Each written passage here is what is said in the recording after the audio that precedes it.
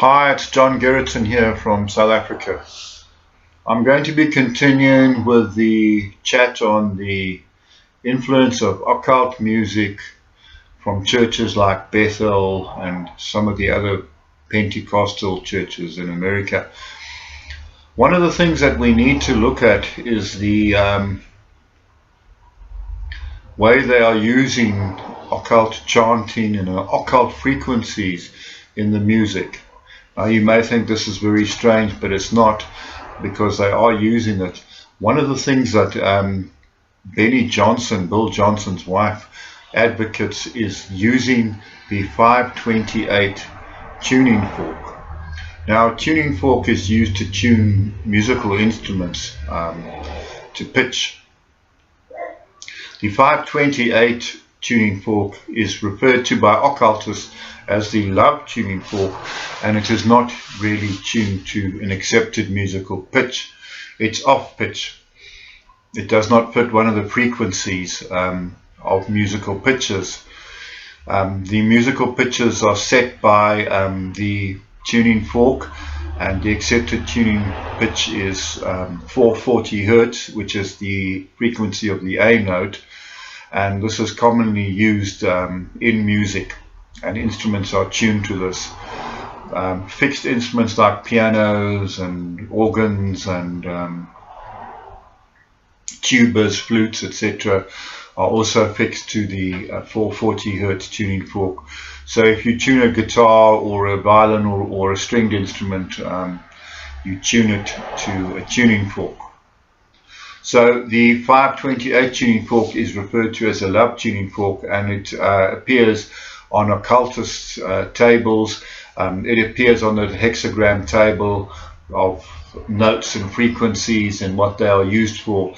So I'm going to show you here the hexagram table and where the 528 tuning fork fits in. As you can see, it fits in on the third degree there, which is the Mi. That is where the 528 tuning fork sits, and this is equivalent to the third note of the major scale. So looking at the 528 tuning fork, you can see that it fits in on the occult scale.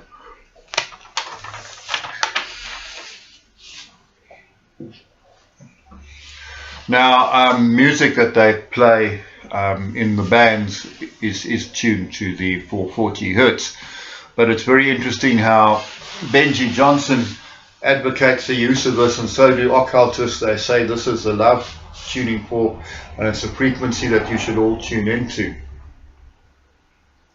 Now, the important thing in music is that music is tuned to frequencies of scales, and we have major scales like the do, re, mi, fa, sol, la, ti, do.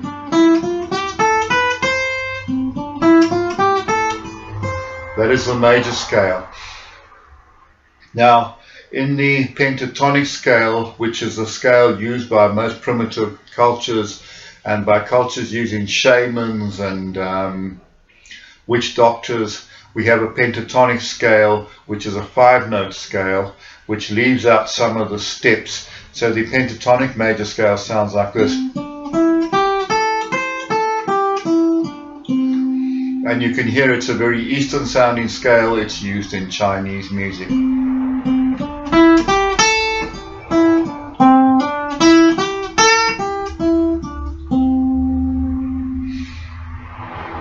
So primitive cultures have used mainly pentatonic scales in their music structure and composition.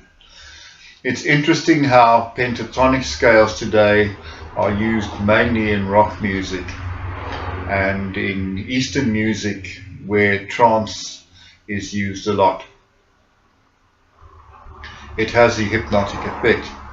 Now, the other thing that's very important in music, especially in rock music today, is the use of 2-note chords called power chords. I did speak about this briefly in the last chat that we had.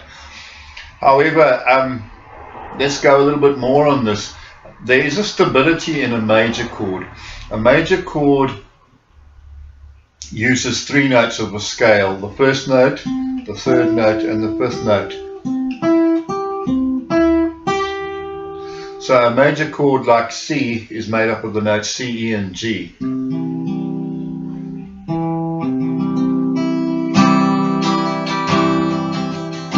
And it produces a happy sound. Now the minor chord flattens the third note, so you hear a difference. It is a sad sound and it has this sound. It sounds incomplete and sad,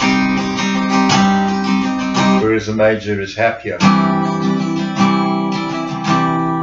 Now music is made up of major and minor chords, and using minor chords does not make something satanic or evil. Not by any means. In fact, music it has contrasts of major and minor chord sounds and derivatives of that.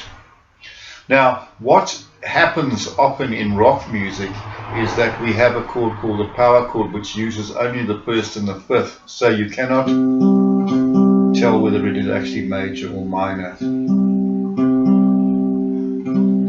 because it's using the first and the fifth notes. So the stability of the chord has been taken away because it is not 3 notes anymore. Now 3 notes in music is used in Western music, where we get the combination of the first, third and fifth. It creates a stronger harmony. The first and the fifth gives a more oriental sounding harmony, and is a fact that it is used more in Oriental music, in Eastern music, and they talk about the 2 notes of the chord. So tantric worship, Hinduism, and a lot of the worship music that is done in the East is made up of 2 note chords. Interesting, isn't it? Now 2 note chords, power chords, are becoming very strong in gospel music today, especially in the guitar music. So you get this first and fifth sound of the scale being combined. It's definitely much more hypnotic. So you get that. So you get a lot of that in rock music and in Eastern music, and it's becoming very predominant in gospel music today. That's why I'm talking about this. So the way frequencies are used and the way notes are used influences the mood of the music. You see, people have said, well, music is about the lyrics. No, lyrics is about words. Music is about the use of intervals and frequencies. Let us not confuse these two.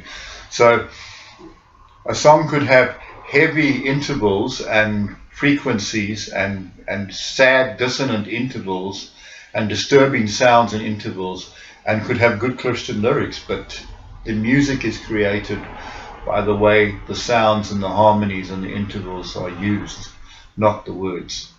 So the mood, the emotion is not created by words or lyrics. The emotion is created by the music. So let's get this fact straight, that emotion in music is created by rhythm and beat and frequencies, the way notes are put together. So you get music today that is disturbing or is using trance-like droney sounds from the music, not from the lyrics. And it's created by the beat. So you get disturbing sounds, you get dissonant sounds, and you get dissonant music. Now dissonant music is unmelodic music, to those of you who do not know what that means. So unmelodic music is created by unmelodic sounds, by certain frequencies that create that sound. So as I showed in the last video, the diminished, augmented type frequencies and the use of diminished intervals creates dissonant sounds. So that type of sound, that dissonant sound is very disturbing. So dissonant relationships between chords is very disturbing.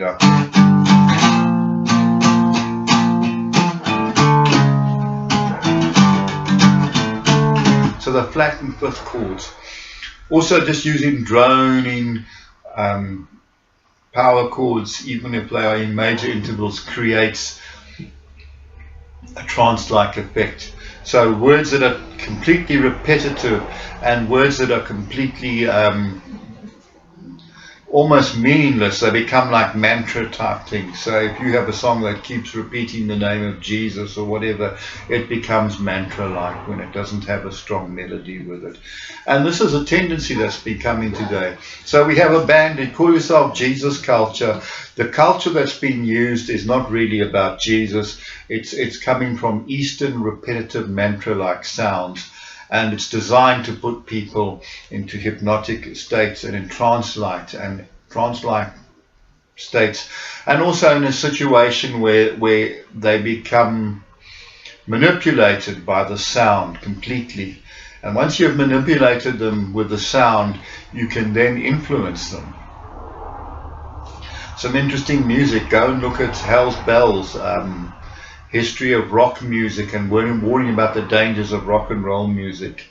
There's another interesting series called They Sold Their Souls to Rock and Roll by Pastor Joe Schimmel. It's doing the same sort of thing. It's explaining the psychological effects in great detail. These videos are.